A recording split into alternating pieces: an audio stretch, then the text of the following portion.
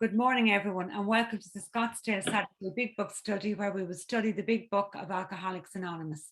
My name is Maria F., and I'm a recovered compulsive overeater, and I'm from County Dublin in Ireland, and I'll be your host for today's meeting. Our co-hosts today are Nancy J. and Sue L. If you have any questions or any concerns, please contact either myself or any of the co-hosts directly by private message in the chat function.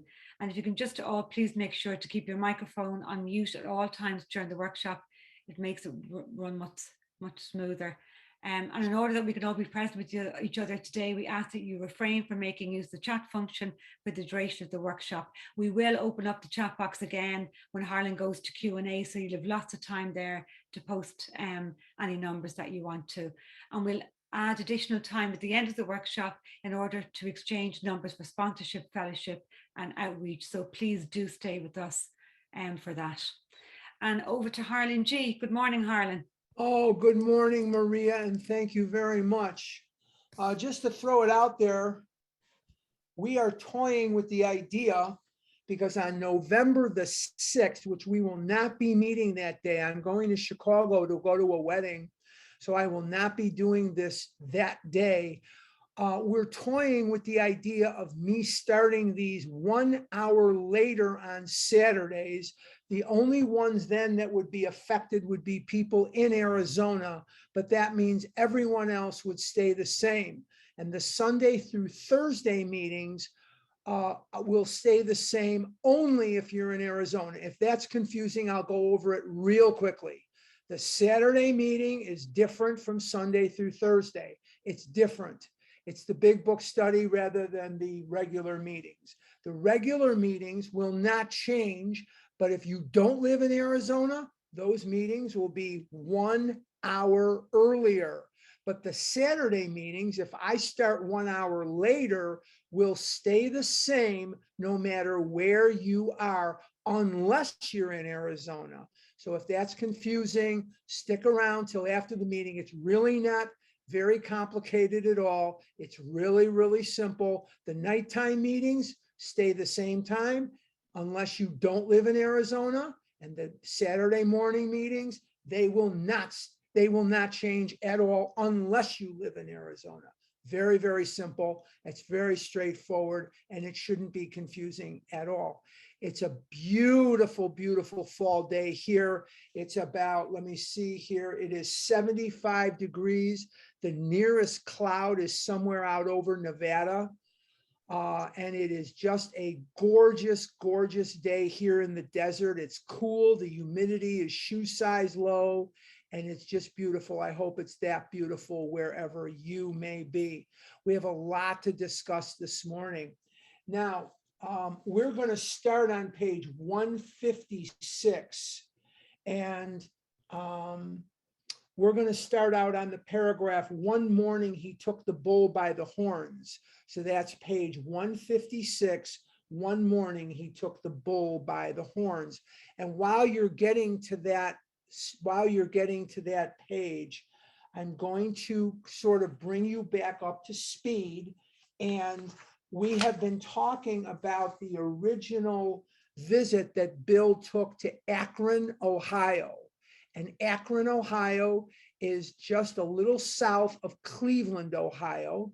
It is Tire Town. Goodrich is there, Goodyear is there, and Firestone is there. And Harvey Firestone, who was the chairman of the board of Firestone Rubber Company, he used to pay money to have Oxford Group ministers, Oxford Group preachers come through his town in Akron. He had an alcoholic son. We do not know whether that son ever recovered from his alcoholism. We have no evidence that he ever came into AA at all whatsoever. So we do not have any information about what may or may not have happened to Harvey Firestone's son.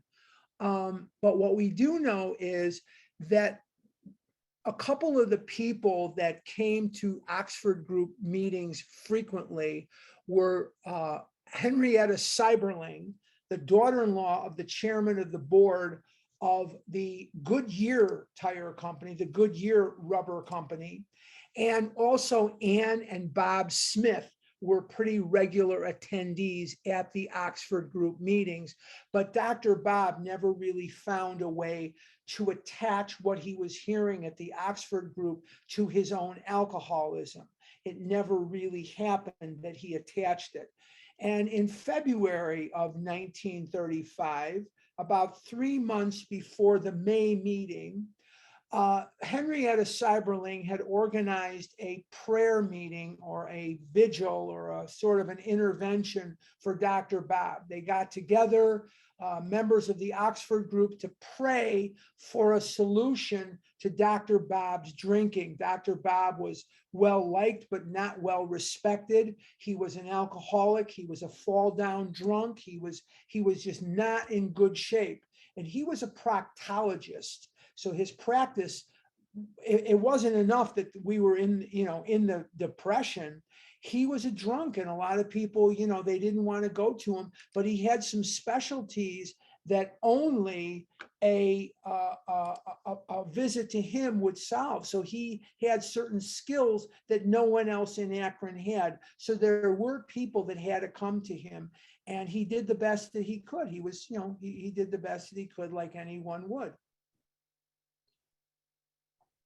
So in May, the day before Mother's Day, I believe the 12th of May, 1935 was a Saturday. And when Henrietta Seiberling got the call from Bill Wilson at the Mayflower Hotel, she was at her house. She was in the Seiberling Gatehouse, and Bill was at the Mayflower Hotel, and he calls her up. Now, just picture this. Whether you're female, whether you're male, you get a call from someone you've never met. You get a call from someone you don't know from the front door, and they're telling you that they are a rum hound from New York. I'm a rum hound from New York, and I need somebody to talk to. And I just talked to Reverend Tunks, and he told me that you may know someone who has a problem with alcohol. Now, just picture yourself getting this phone call, and instead of hanging up on the person, or instead of saying, what the hell, what kind of prank is this? She says to the guy, well, then come right over. We've been waiting for you. Could you just imagine the faith that Henrietta Seiberling had in God to attach what happened in February to what was happening in May? And she said, come right over. I'll give you my address and tell the cab driver I will pay for the taxi once you get here. Just imagine the faith that this woman had in God and in the universe, and just put yourself in that position. So here's this rum hound from New York coming over to her house in a cab. She doesn't know this man from the man in the moon. And here he is. And she's calling Ann Smith to try to get Dr. Bob over there. And Dr. Bob had brought Ann a plant, a potted plant for Mother's Day, which was the next day. And he puts the plant on the table, and he's drunk underneath the table. So he's on the floor, he's drunk, the plant is on the table, and Henrietta Seiberling is calling on the phone. And they're saying, we can't make the call today. Dr. Bob is drunk. So Henrietta extracts a promise from them that they'll talk about this tomorrow. And I guess she sent Bill Wilson back to the hotel with the understanding that he would come back out tomorrow, which was Sunday. So let's pick up on page 156. 156, the paragraph at the top of the page that starts with, one morning, he took the bull by the horns and set out to tell those he feared what his trouble had been. He found himself surprisingly well received and learned that many knew of his drinking. Stepping into his car, he made the rounds of people he had hurt. He trembled as he went about, for this might mean ruin, particularly to a person in his line of business. Now, let me bring us back up to speed, which I should have finished where I was going before we did the paragraph. I kind of went a little out of order there, but that's okay. I can finish and then you'll get the context and then we'll kind of review what we just read. Now we have this image, if we're not, if we haven't studied the history, we kind of get this image that Bob met Bill and Bob got sober right away and the rest is history. Nothing could have been further from the truth. Okay, Dr. Bob met Bill on the 13th of May, 1935, Mother's Day. And in June of 1935, and this was something that Dr. Bob attended every year, and he would get full-blown boiled as an owl. That means drunk at this thing. It's the convention in Atlantic City, New Jersey of the American Medical Association. Now, Dr. Bob gives a date and it is accepted as AA's birthday. It is accepted as Founders Day, but I'm going to let you in here on a little secret. If the 107 of you besides me will promise not to tell, that date is not accurate at all. That date is inaccurate. If you Google the American Medical Association Convention of 1935, you will find that the convention started on the 10th of June and ended on the 17th of June. So it did not end on the 10th of June so that Dr. Bob would have been home already. It began on the 10th of June.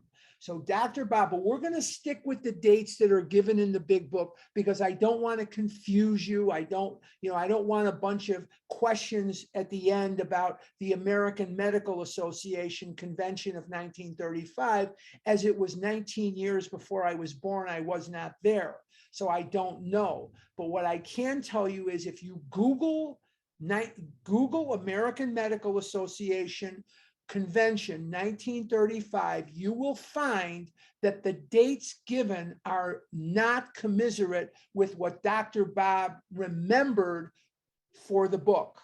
He puts his sobriety date on the 10th and it was really the 17th. So, but let's just stick with his timeline. Dr. Bob, it's a Friday. Dr. Bob is leaving for Atlantic City and he's already drunk. He's leaving by train Friday night, Saturday. He stays there Sunday, stays there for days. He is drunk every single day and he's drunk around the clock. He comes back to Akron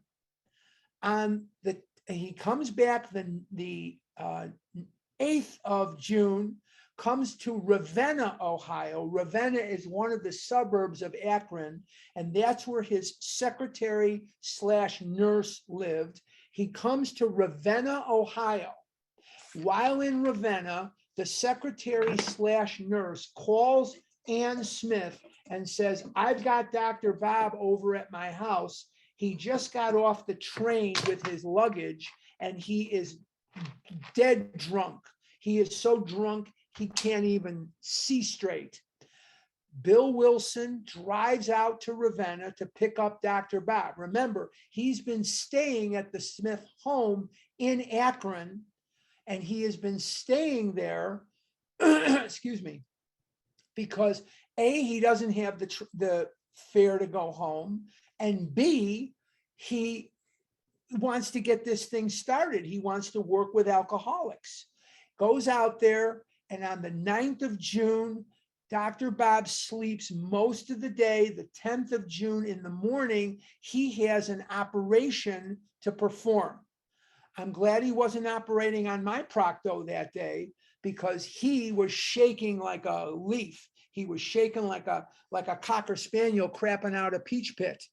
And he was not in good shape. And Bill Wilson did something for Dr. Bob that a lot of AA sponsees wish their sponsors would do for them. He popped open a beer and gave Bob a beer so he would settle down his hands so he could perform the operation. He makes a deal with Bob that he will pick him up at the hospital when the surgery is done. Dr. Bob performs the surgery, and he is not nowhere to be found until about 11:45 p.m. on the 10th of June. He is walking down Ardmore Street. Bill has concluded to Ann that the beer that was given to Bob triggered the physical allergy, and Bob is off to the races again, drinking, drunk, and God knows what. Now, when Bob Smith was presented with the original Oxford Group 6-step program, he was afraid that if he went around Akron making amends for being the drunk that he was, that people would find out that he was drunk and they would not go to him as a doctor. What he did not know was that everyone in Akron except Dr. Bob already knew that he was an alcoholic, a drunk. He was the only one in Akron that did not know that he was a drunk, but he suspected he was putting something over on everyone else. The 6-step group, the 6 steps of the Oxford Group program were: number 1, complete deflation; number 2, dependence and guidance from a higher power; number 3, a moral inventory; 4 is confession; 5 is restitution; 6 is continued work with other alcoholics. Well, that 5th step, that restitution, was where Dr. Bob got hung up. And as I've said many times in this forum, there are 4 impediments to God. What is an impediment? An impediment is something which slows or stops progress. And in the big book, it's very clear that failure to make these amends, you'll drink again. It's very, very clear. It's a warning. You will drink again. If you hang on to resentments or you hang on to things, you're going to drink. I always say recover, recover, recover. Well, surrender, surrender, surrender. You got to do what's in front of you here. The 4 impediments are: number 1, a resentment that you will not let go of, step 4. A secret that you will not tell, step 5. A harmful thrill that you will not stop, step 6 and 7. And a restitution that you will not make, steps 8 and 9. They didn't use the word amends in the Oxford Group. Oxford Group language is restitution. AA language is amends. Amends. I have a very funny story to tell you about this. I'm going back now to about 1979, when the treatment centers in Chicago, or anywhere really, but were packed to the rafters, and they would have small school buses outside some of the meetings, and they would bring the treatment centers people to the rooms. And there was this guy, he was right out of New York City, and I would bet my life that he was a connected guy. He just fit the mold of a connected guy. And this was his very first 12-step meeting of his life. He had never been to a 12-step meeting before in his life. This guy was 400 pounds if he was an ounce. And he's reading the steps because they needed a volunteer to read the steps. So he puts his hand up. He's okay, I'll read the steps. He gets up to the front of the room. See, in those days, we sat theater style. So when you spoke or you read, you went to the front of the room, and there was a podium with a big book there. So you read out of that. And we would read how it works out of the big book at the beginning of the meeting. That was our format in those days. We didn't have formats like you have today. Everything was out of the big book. So he gets up to the front of the room and he starts to read step 8. And then he reads, and he stops midway through his step 9, and he says to the room, "Jesus Christ," he says, "have any of you seen this?" And we just cracked, we died laughing. He had never seen anything like that before. And we went ballistically crazy. Anyway, okay, I'm sorry. But anyway, so Dr. Bob did not make his amends. 11:45 at night. And this is what the This is what the paragraph is talking about because he was so scared he would lose his business. It says at midnight, I'm going to the next paragraph because it explains it better than I. I'm on 156. At midnight, he came home exhausted, but very happy. Note that very happy. He went around making his amends. He had not had a drink since. As we shall see, he now means a great deal to his community, and the major liabilities of 30 years of hard drinking have been repaired in 4. So by following the steps and abandoning my fears and all my other various thinkings, I'm always thinking and catastrophizing and, oh my God, what if, and what if, and what if? That's me just catastrophizing. If I just do what's in front of me, my life goes infinitely better than when I try to rewrite the program or fit the program into some personal mold. That just does not work. Now, what I want you to pay attention to, and I'm going to point them out. See, this is a very, very asked question. The most asked question in a vision for you is, may I be heard? When the real question should be, can I be heard? Because if it's may I be heard, you're asking permission to be heard. That's the number one asked question on vision is, may I be heard? May I be heard? And the second most asked question is, what is the difference between recover and recovering? Recovering, you haven't had a spiritual awakening yet. Recovered as you did have one. And one of the most asked questions in a vision for you is, where in the big book does it say that we work the steps quickly? So we're going to answer that question for you because, ladies and gentlemen, we are right in the part of the big book that teaches us to work the steps quickly. Andale, schnell, mucho gusto. We get on with this work. Let's see what it says. And then I'm going to point out some timelines to you that will reinforce what I'm saying here. I think this is going to be educational for a lot of us. I know it will be it was for me and still is. But life was not easy for the two friends. Plenty of difficulties presented themselves. Both saw that they must keep spiritually active. One day they called up the head nurse of a local hospital. They explained their need and inquired if she had a first-class alcoholic prospect. Now, let's just remember how God-inspired this is. Notice that it does not say that they did other service or that they drove Joe to a meeting or they made coffee or they fed the homeless. Those are all wonderful services. They needed someone to talk to. They needed someone to work with. And as we were told in chapter 7, nothing guarantees immunity from drinking like intensive work with other alcoholics. And those other services are good services. They need to be done. Someone has to make the coffee. Someone has to run the Zoom room. Someone has to maintain the website. Someone has to record the meetings and post the recordings on the website. I don't know how to do that. I wouldn't have a clue. I wouldn't have a clue how to do that. I could learn. I'm not ignorant. I'm not stupid, but I don't know how to do it. And it just magically gets done. I don't know how, but somebody has to do those things.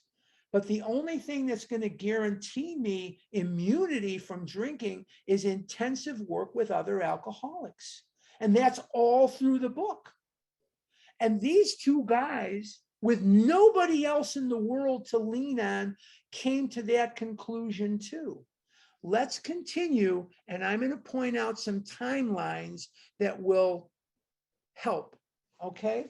She replied, yes, we've got a corker. He just beaten up a couple of nurses. Goes off his head completely when he's drinking, but he's a grand chap when he's sober, though he's been in here 8 times in the last 6 months. 8 times in 6 months. Every 2.5, 3 weeks, he's in the hospital. Understand, he was once a well-known lawyer in town. They're talking about Bill Dotson.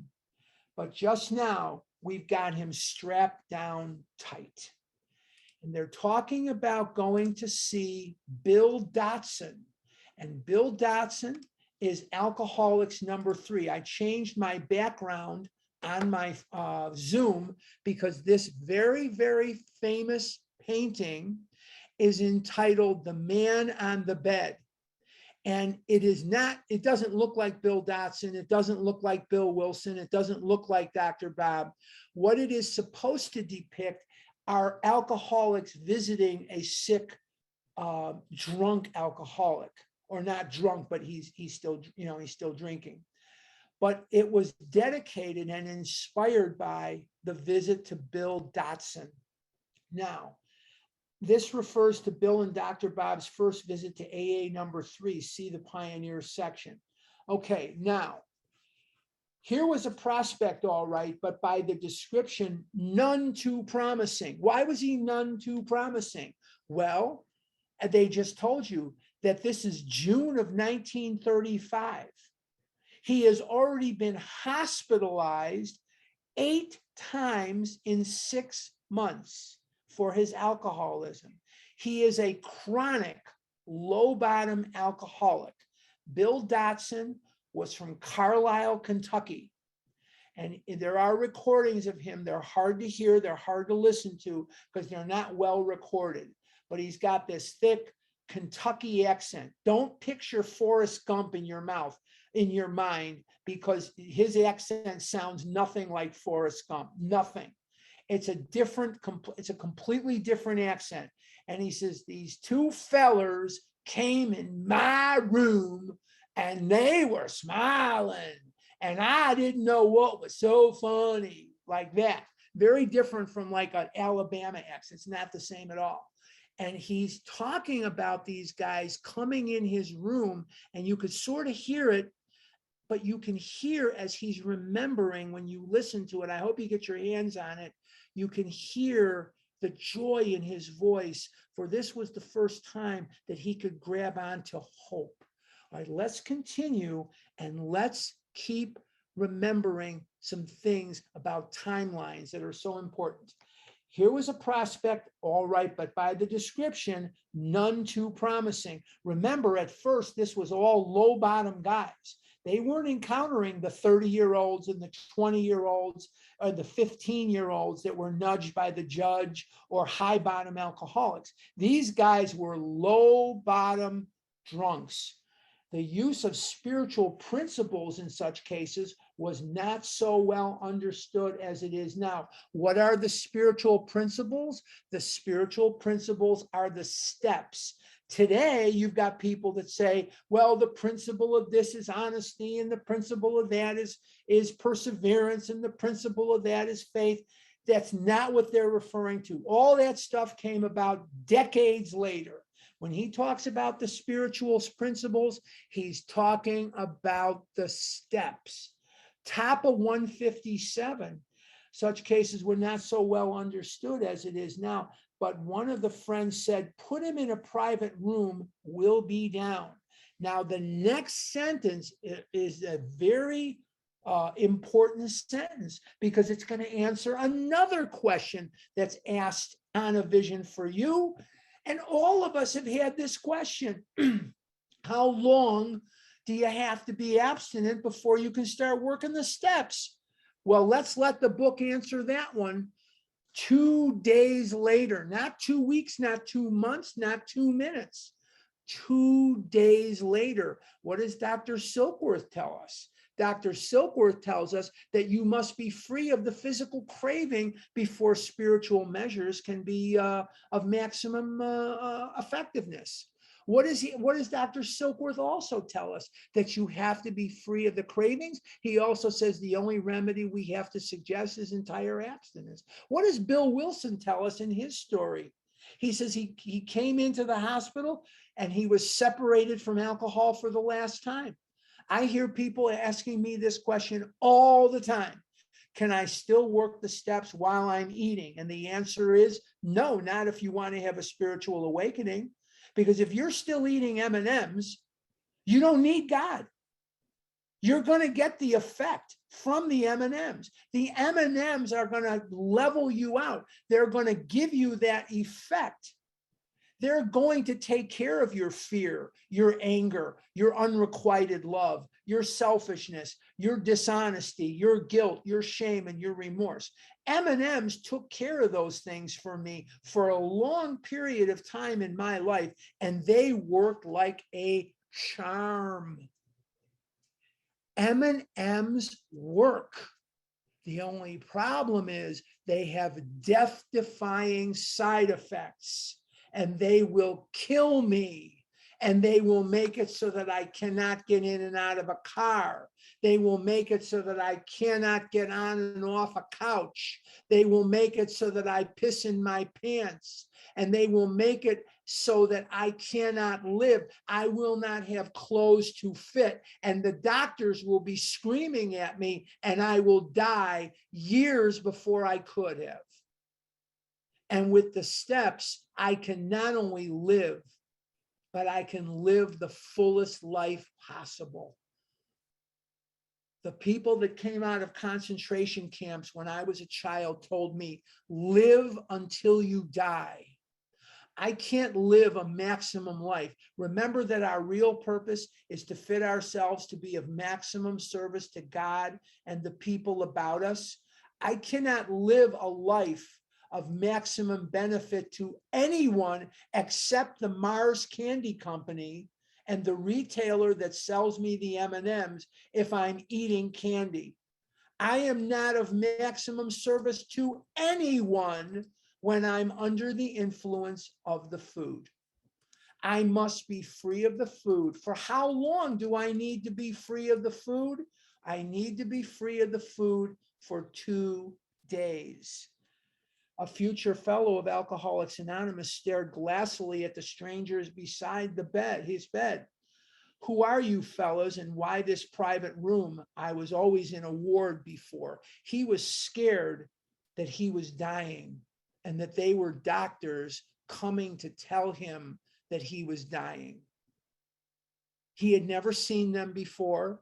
He did not know them. He was amazed at how tall they were. Dr. Bob and Bill Wilson were both over 6 feet tall. And in those days, people were not generally as tall and big as they are today. You know, the original Model A Ford that came out in the 1910s, 19 teens, it was designed for a 150-pound man, 5'7" or less.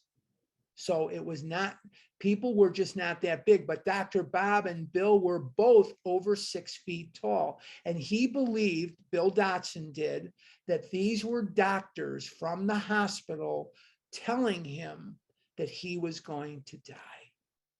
Let's continue. Said one of the visitors, we're giving you a treatment for alcoholism. Hopelessness was written large on the man's face as he replied, oh, but that's no use. Nothing would fix me. I'm a goner.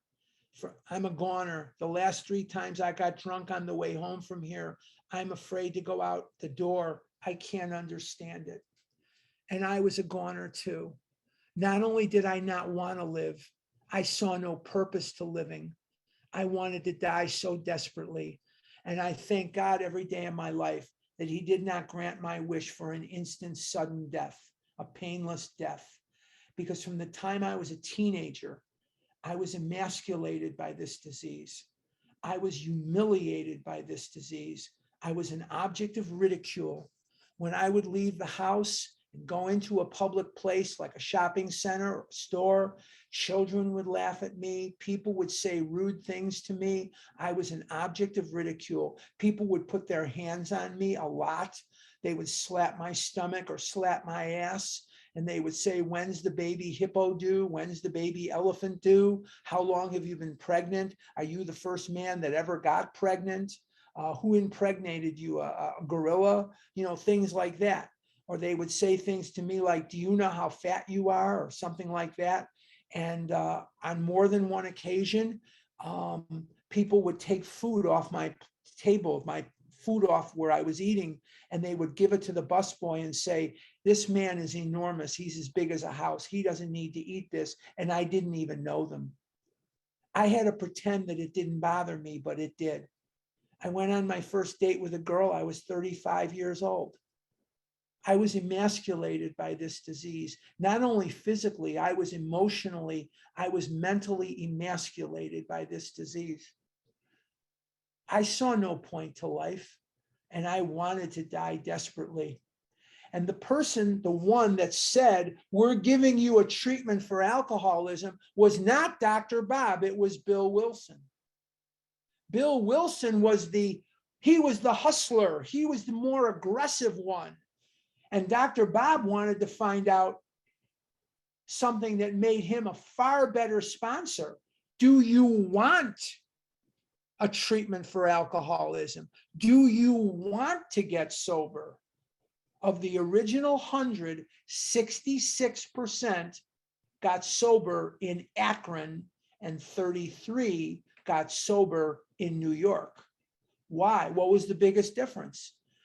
Bill was going to sober you up whether you wanted to be sober or not. And that doesn't work. And Dr. Bob, if you displayed to him unwillingness or a disinterest in this, he left you the hell alone. And that's just part of what made him a much better sponsor. Dr. Bob was not this aggressive huckster that Bill was. See, Bill and Hank were kindred spirits, Hank Parkhurst. They let's monetize this thing, man. Let's get this thing in front of the public, and let's open up a chain of hospitals, and let's get the missionaries out there, and let's get this thing going, and we're going to make a fortune. And Dr. Bob is thinking, are you crazy? That's going to ruin this. And Bill and Hank are, I mean, I'm talking later, way later. I'm not talking now. I'm talking way later. They're looking at him like he's cuckoo. Well, he wasn't cuckoo, was he? He wasn't cuckoo. Let's see where we go. Let's go back to 1935 because I'm getting ahead of myself here. For an hour, the two friends told him about their drinking experiences over and over. He would say, that's me, I drink like that. The new person will not remember necessarily anything you tell them. They'll remember what they see, and they'll remember how you made them feel. They will not remember much of the details of what you're saying to them. And what is the way to make them feel like coming back? There's two things that are very important. The shortest distance between two human beings is a straight laugh. Get them laughing a little bit. There's not real funny stories about eating. See, drinking has a certain humor to it. There's all kinds of stories about, yeah, I went here and I got drunk and I was at a party and I did this and I did that. Some of that stuff is pretty funny. But when it comes to eating, I don't know that there's a lot of humor involved. At least there wasn't for me. I'll speak for myself. There wasn't a lot of funny stories. I couldn't tell you funny stories about my eating escapades. If I was asked, if I was put on the spot, I don't know that I have even one. None of my stories ends up funny. But what I can tell you is they're not looking for information right now. They're looking for identification. There's a huge difference between information and identification. And for the first time in Bob's life, when he heard Bill Wilson, he identified with Bill.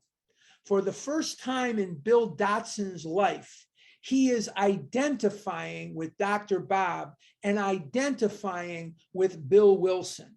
And through this identification, he is feeling infinitely more comfortable. Every one of the 130 people on this line right now has probably been to Weight Watchers, Nutrisystems, Tops, whatever it is. And they stand there at the meeting, and I'm not knocking these things. These things are fantastic. They never helped somebody like me because there was no solution.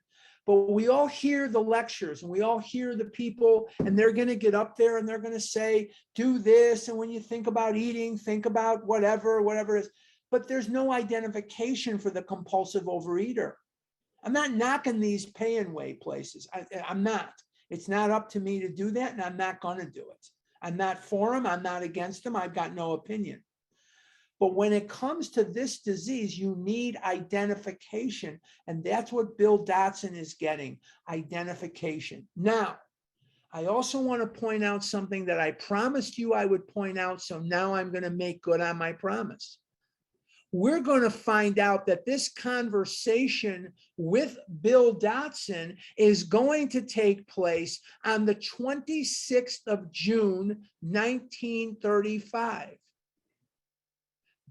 Dr. Bob got sober supposedly on the 10th of June, 1935. That is 16 days after he gets sober. He's out there making 12-step calls.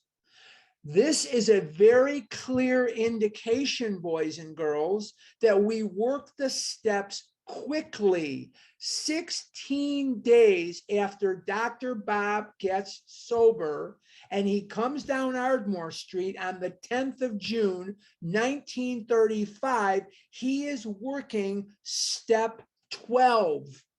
16 days, and it's actually less, because we know that there's a 1 week lapse between what Bob writes and the actual end of the convention. But let's just go with the dates that are given us, okay? 16 days. How many people 16 days after they first get sober are making 12-step calls? The answer, not enough. Not enough. And that's why I take people through the steps in 8-9 days. I don't let them lollygag like that. I just don't let them lollygag. We move quickly. Up one chapter, down the next. Up one chapter, down the next. And I give 3 hours for step 4. That's all they get, 3 hours. If you can't finish it in 3 hours, that means you don't want to, because it's really not that complicated of a situation. 16 days. Note the timeline. So the next time somebody asks the question, where in the big book does it state that we work the steps quickly, like your hair's on fire? Here is where it is in the chapter revision for you. The timelines are the window into what's going on. The man in the bed was told of the acute poisoning from which he suffered. They are explaining to him the physical allergy, how it deteriorates the body if an alcoholic and warps his mind. There was much talk about the mental state preceding the first drink. They're telling him about the mental twist. I am allergic to chocolate. Every time I eat chocolate, I break out in blubber. Every time I eat chocolate, I get fatter and further away from God and closer to death. But I want that chocolate because the mind is looking for an effect. It's looking for a solution to the pain of guilt, shame, remorse, happiness, the buildup of emotions, anger, fear, jealousy, lust. My mind is looking for some solution to those problems. And the solution has always been in food. Nothing makes me feel as good as fast as Oreo cookies. Nothing. The steps do slowly for me what the food does instantly, but the effect of the food is about 9 seconds, and the effect of the steps is a lifetime. And I've never been to the cardiologist and have him say to me, Harlan, I don't think you should be sponsoring so many people. Harlan, I don't think you should be doing so many 10 steps. I don't think you should be going to so many meetings. He's never said that to me in my life, but they have begged me not to eat so many damn Doritos. They have said to me, you're dying, you're dying, you're dying, you're killing yourself. Let's continue. We work the steps quickly. Yes, that's me, said the sick man, the very image. I'm on page 157, 3/4 of the way down. You fellas know your stuff all right, but I don't see what good it'll do. You fellas are somebody. I was once, but I'm a nobody now. From what you tell me, I know more than ever I can't stop. See, once it was explained to me that this is an illness, I felt the same way. Well, now what's the use if I can't stop because of the allergy and I can't stay stopped because of the mental twist? I'm a goner. You're right. So let's go to Kentucky Fried Chicken and let's just finish the damn job. Well, there's more. Said the future fellow anonymous, damn little to laugh about what that I can see, because they're laughing because they know that if he'll just do what they did, he won't want the liquor. But he's never in his adult life. Actually, Bill Dotson started drinking on his father's farm when he was just 8 years old. He got his hands on some cider, hard cider. And it was this time of year, and his father was a farmer in Kentucky. And he hired a bunch of people to come help him with the harvest. And they had some hard cider in the barn, and he got his hands on it. And he was just a child, and he got drunk, and they had to carry him in the house. And that was the first time he ever got drunk, was on the hard cider that the workers brought with them to help his father with the harvest. And that was his first drunk. He was not even 10 years old yet.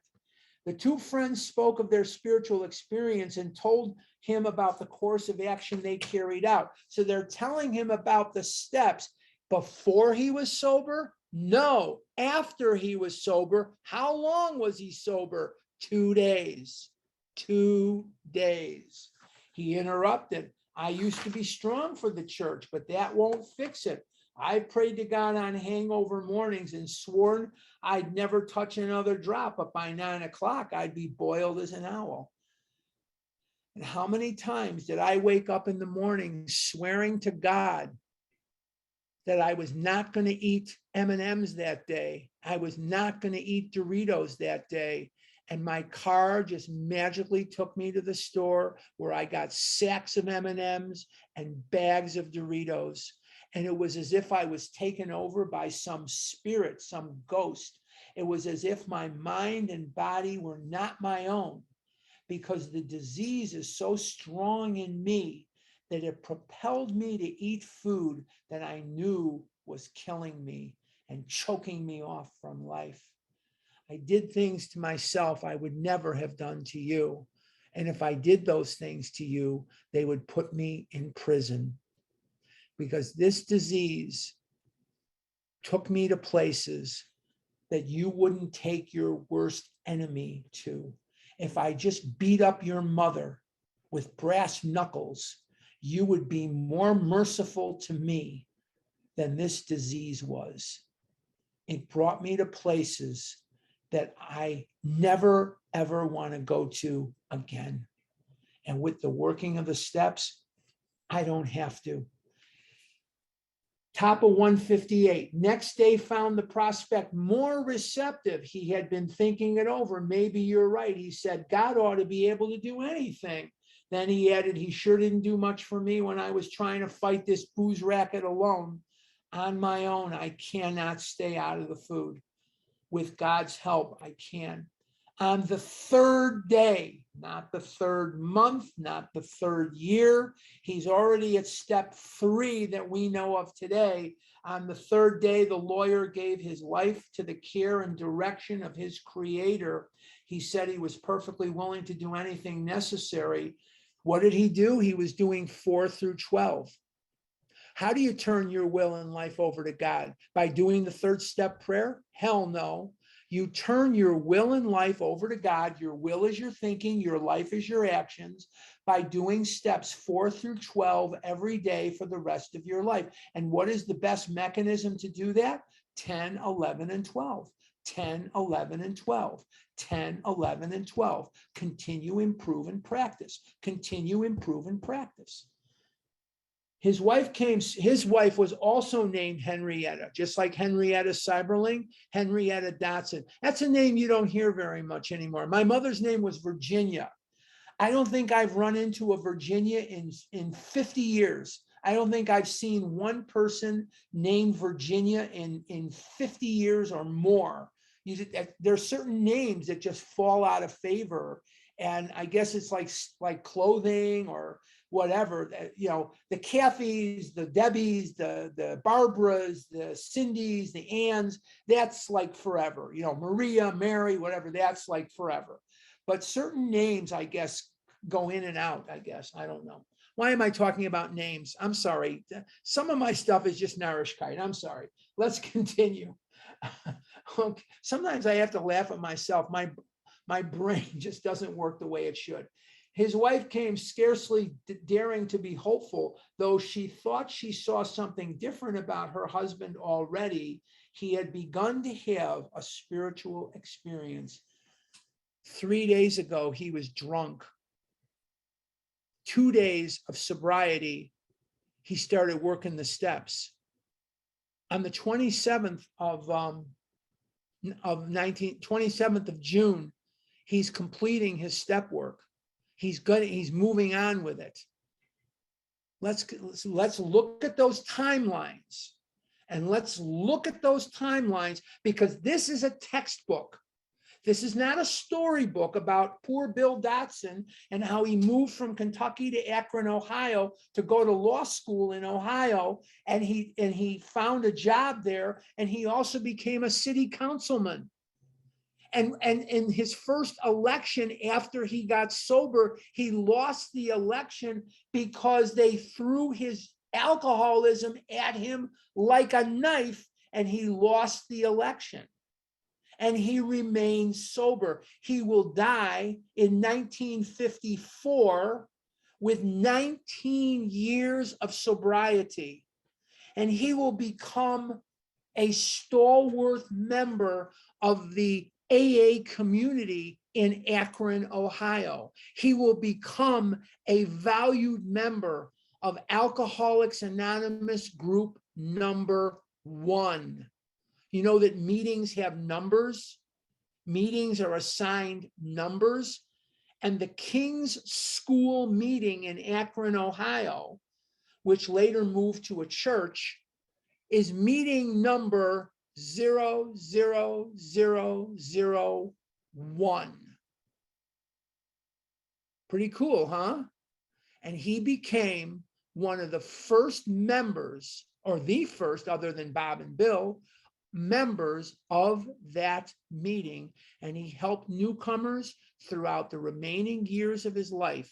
He wasn't a loud, gregarious guy like Bill and Hank, and he wasn't a promoter of himself, and he wasn't a big circuit speaker. He was just there. He was just there, sober and there and working his program and doing his thing. And people saw him and they knew that if he could get sober, then they probably could too, because he beat up nurses and he was hospitalized umpteen times. And in the year 1935, the year he finally got sober, he was hospitalized 8 times in 6 months. How would you like to carry the guilt and the shame of beating up nurses with you and not drink? But he did it. That afternoon, he put on his clothes and walked from the hospital a free man. He entered a political campaign, making speeches, frequenting men's gathering places of all sorts, often staying up all night. He lost the race by only a narrow margin, but he had found God, and in finding God, had found himself. That was in June 1935. Dr. Bob will get sober June the 10th. Bill Dotson will get sober June 26th, 1935. What's going to happen to Bill Dotson is what happened to Dr. Bob. Again, let's look at timelines. That means you work the steps quickly. Let's continue. He never drank again. he too has become a respected and useful member of his community. He has helped other men recover and is a power in the church from which he was long absent. So he will return to the church. He will return to serving God. So you see, there were 3 alcoholics in that town: Bill Dotson, Bill Wilson, and Dr. Bob Smith, and who now felt that they had to give to others what they had found or be sunk. After several failures to find others, a 4th turned up. This will be Ernie Galbraith. He came through an acquaintance and had heard the good news. The acquaintance was his parents. His parents were attending the Oxford group meetings, the Galbraiths, and they heard what was going on with these 3 guys. And they had a son, Ernie. And Ernie would later marry Dr. Bob's daughter. Dr. Bob's daughter will marry Ernie Galbraith. And Dr. Bob said at the wedding, it's very hard to give your daughter over to somebody whose 4th step you've heard. He says it's a very difficult thing to do. And he will get drunk again. His story is in the 1st edition of the big book. His story is the 7-month slip, and it was pulled after the 1st edition, Ernie Galbraith. He was a younger guy. I think he was like in his 30s or 40s, something like that. He was very exceptionally young. You know, Bill and Bob were older. Bob was about, I think he was 14 years older than Bill. But anyway, he proved to be a devil-may-care young fellow whose parents could not make out whether he wanted to stop drinking or not. They were deeply religious people. I just told you they went to Oxford group meetings. Much shocked by their son's refusal to have anything to do with the church, he suffered horribly from his sprees, but it seemed as if nothing could be done for him. He consented, however, to go to the hospital, where he occupied the very room recently vacated by the lawyer. He had 3 visitors. How many visitors did he have? 3. 3. This is July of 1935. Bill Dotson will get sober on June the 26th, 1935. And by July, what is he doing? He's making a 12-step call, isn't he? He didn't make a 12-step call 2 years after getting sober. He made it right away. And he's going with these guys to see if they can sober up Ernie Galbraith? No, to see if they can stay sober themselves. If Ernie got sober, all the better. All the better. That would be fantastic. But Ernie's not going to stay sober. But they did. Because you don't get this program by absorbing spiritual information. You get this program by transmitting spiritual information. I'm going to say that again because it's so important. You will not get this program by absorbing spiritual information. You could read this, you could watch films about how to do the 4th step and film how to make an amends. You will not get this program by absorbing spiritual information. You get this program by transmitting spiritual information. What does that mean? You have to sponsor, you have to help others. And if you don't do that, you won't be able to keep what you have. And there are many people who've been around these rooms for years. Some of them don't sponsor, and they struggle as a result of it. Boy, do they struggle. And it's very, very important that we remember, you will not get this program by absorbing spiritual information. You will get this program by transmitting spiritual information. Let's do this next paragraph here. He had 3 visitors. After a bit, he said, the way you fellas put this spiritual stuff makes sense. I'm ready to do business. I guess the old folks were right after all. So 1 more was added to the fellowship. Very, very important that we see these timelines. These timelines are critical. That there is something that we do quickly and we are not afraid to get out there, and we are not afraid to get our hands dirty. It's not about results. It's not about who gets sober and who doesn't. It's about us staying sober. It's all the better if we can get them well, we can't get anyone sober. If they get sober with God's help, we are just a conduit of information. No one is going to think a thing of you if the person fails. No one is going to think, oh my God, you must be a stupid idiot because Joe, you were sponsoring Joe and Joe went back out and got drunk. No one's going to think that. Just do the best you can to take them through the book. I've done a lot of work here in this forum and on Vision on sponsoring. If you're unsure of how to do it, ask people that are doing it. Listen to some of my podcasts on chapter 7, 8, and 9. And I think it'll help quite a bit. 7, 8, 9, and 10. Those are all chapters that will help you with your sponsorship. Now, before we transcend, I guess, yeah, into questions and answers, remember that we are meeting here next week. We will not be meeting here on the 6th of November. I'm going home to Chicago for a wedding on the 6th of November. So we will not be meeting.